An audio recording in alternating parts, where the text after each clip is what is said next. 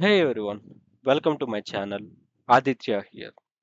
So, we will continue our AWS comprehensive course. The next topic we are going to discuss is Lambda layers. Okay, so you may wonder what is this Lambda layers and how it is beneficial to us. So, we will discuss now.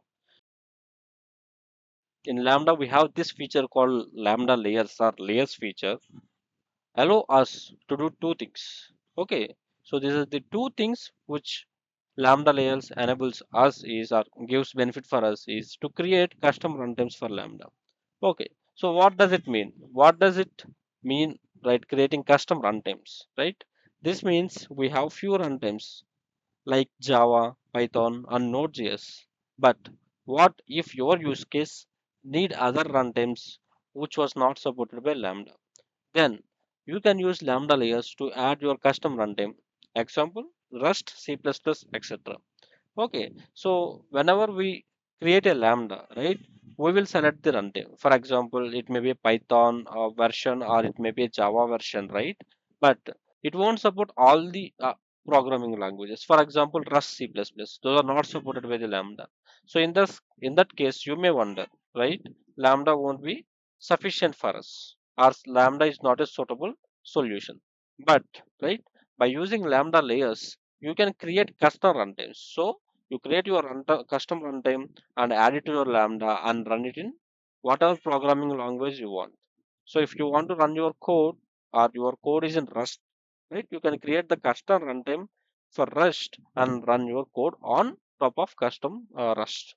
Okay, that is one feature or one advantage of using layers. And the second one is this was a very important feature of the Lambda layers, that is to externalize dependencies for reusing. So what is the second point? To externalize dependencies for reusing. Why we need to do externalization of dependencies? The answer is these dependencies making the Lambda size bigger. So, in order to make the lambda as compact as possible, either a GIF or char, right? We need to externalize dependencies to a separate layer and actual lambda code to a separate layer. Okay, so here the main important aspect of externalizing dependencies was if you take any lambda function, if you written in Python, right, you have some dependencies. And if you keep the dependencies and also the actual code in the same place, right, the actual code may occupy some KBs, for example, 20 KB, but the dependencies could occupy more than 30 KB, 40 KB. So totally the jar size was increasing, or the lambda size was increasing to 40 KB, 60 KB like that. Okay, so this makes our lambda look bigger, right? What if you have more complex code in future? It may again make your GIF file or jar file in bigger size. So in order to avoid that or in order to overcome that issue, externalizing dependency is very useful.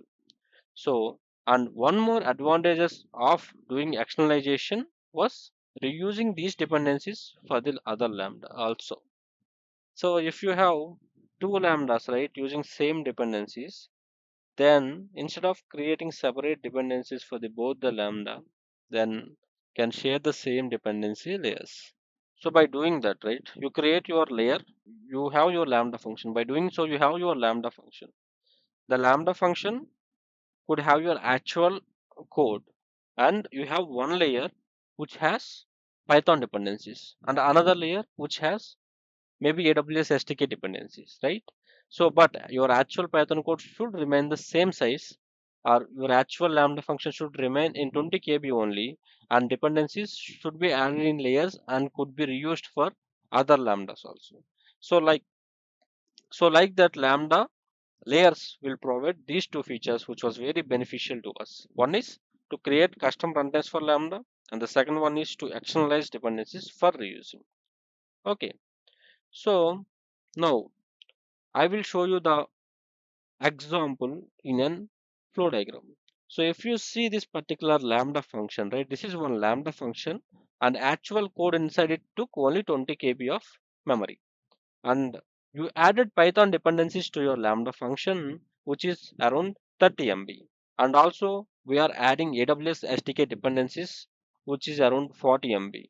So total your Lambda function now takes 60.20 MB as total of your Lambda function size. But in that actually your Lambda function is having 20 KB of lines, and these are dependencies.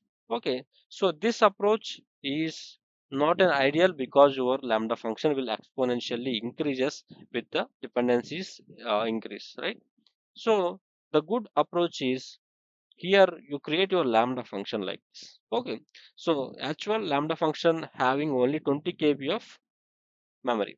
Now you create one layer for this Lambda, and this layer one should have Python dependencies which is around 30 MB, and you have another layer, layer 2, which has AWS SDK dependencies that is around 40 MB. So these two layers we can configure in this particular Lambda, right? In Lambda environment we can configure two layers like this and add the dependencies whatever we want in those layers. Now, right, now the major advantage here is your Lambda function is still 20 KB only, and these will reside as a separate layers. Now, in future, you created another Lambda function which is around 30 KB, which is doing some other work, but it wants to access the same Python dependencies. Then instead of adding or creating new layers, you can reuse the layer 1 for Python dependencies, and you can reuse the layer 2 for the AWS SDK dependencies, right? So in this way, what we did, we actionalize the dependencies so that you will get a flexibility, or you will get a reusability aspect of the Lambda function, and also size of your Lambda function get decreased, right? So that was the advantage of using Lambda layers. I hope you understand the concept, okay, to create custom runtimes and also to externalize the dependencies. Yes, that's it about theory part. Now we will look into the hands-on part. In the hands-on part, what we are going to do is we are going to create a lambda. So I have already created a lambda called layers test, and I am not going to show how to create a lambda again. Okay, this is a simple same plain old lambda I have created, and we are going to add layers to this lambda. So to add a layer to this lambda, right? Before that, we just look at the code inside the lambda. For that, go to the code section, right? Here it is saying something. We will refresh again and see what was the code here. So after reloading, this is our lambda code where it is simply importing some time library and returning this hello world to the lambda handler. So this is the just simple lambda function. Okay, and we have this lambda test. Now what we are going to do is we are going to see how these lambda layers, right? If you see here in the function overview section in the layers test lambda, you can able to see this layer option. This layers currently is displaying as zero count, but these layers is going to be our layers what we have discussed earlier. So by using these layers, now what we are going to do is we are going to add one Python library or Python dependency and write our code straight away without importing that dependency. Okay, without importing in the sense without referring that dependency in the lambda itself, but that dependency could be added as a layer to the lambda. So now we'll see how to add a layer in lambda.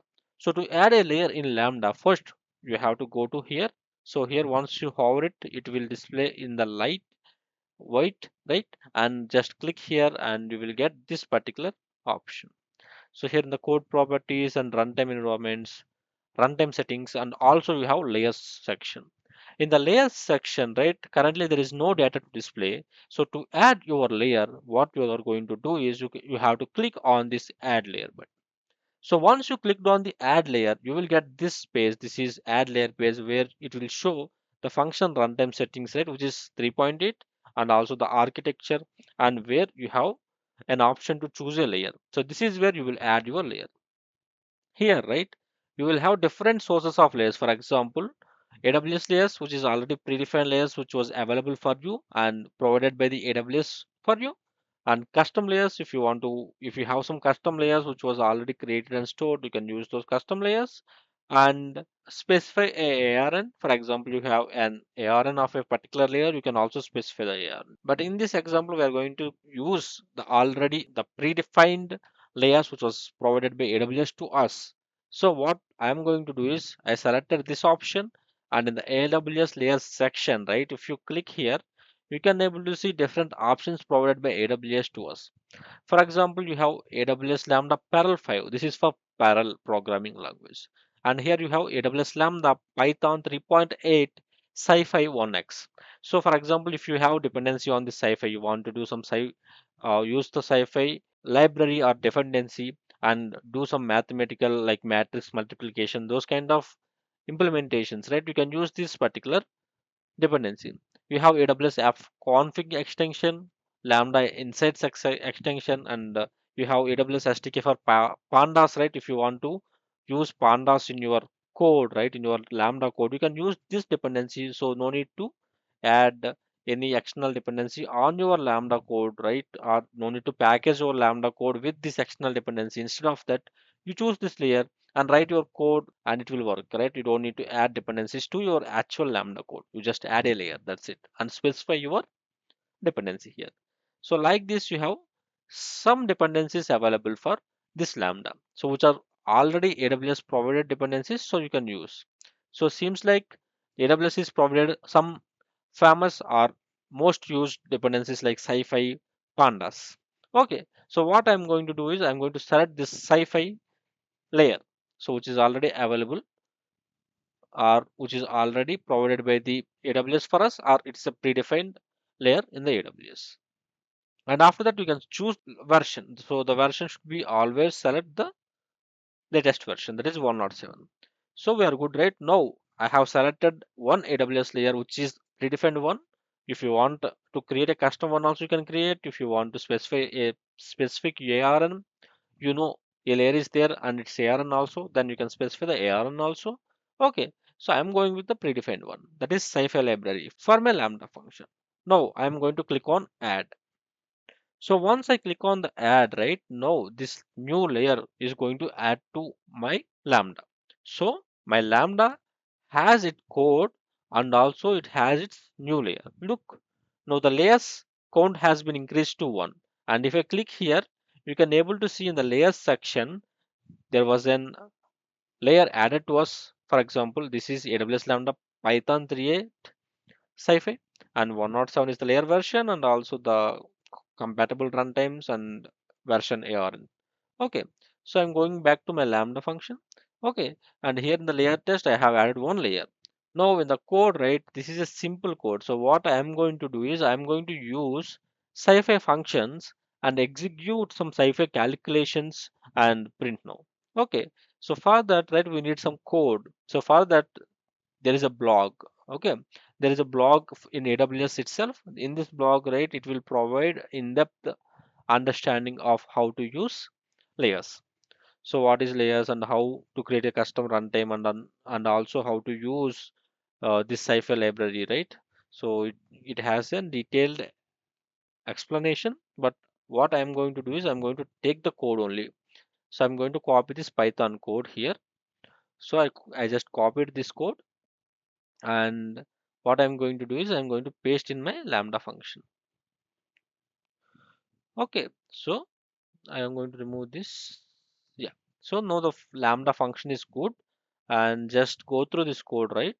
Import numpy as np. So we imported numpy, and also from the sci-fi, right? We are getting the convex hull, and here this is an external dependency. Usually, any external dependency we need to maintain some dependency manager. But here, right, we are not going to maintain any dependency manager, and the dependency is not a part of the Lambda function, but you are directly invoking it or you are directly referring it because the help of layers, because this lambda has this layer which in turn has this dependency called sci-fi.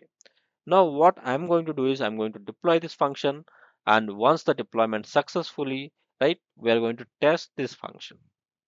So it's deploying and the function is started updating and successfully updated.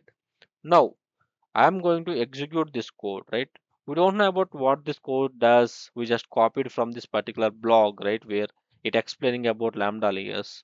Okay, so here what we are going to do is we are going to use the sci-fi dependency and do some mathematical calculations on matrix A and matrix B, and we are going to do a multiplication, and also we are printing some random points, right? These kind of mathematical operations we are doing with the help of sci-fi. We'll see how this code will give the output. Now I'm clicking on text.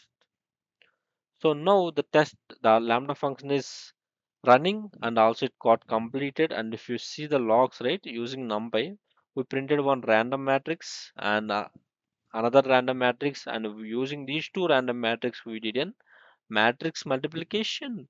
And also using the same sci-fi library, we printed 10 random points. And also we are for calculating the smallest convex set, right, containing all 10 points as 6 sets. So some kind of mathematical operation by using the sci-fi. Okay, so here the main point, just ignore about this thing, what it is doing, we don't need. The main point is you are using sci-fi without adding dependency in your lambda, right? Your layer test has only your code. Maybe it is 1 KB, but you don't have that dependency of sci-fi, which is around 20 KB or 30 KB. And that dependency you added in layer. And this layer is reusable for other lambdas also. So like this, you can use layers for externalizing dependencies. I hope you understand the concept, and thanks for watching my video. If you like my video, like, share and subscribe, and let me know in the comments if you want to learn any new stuff. Thank you.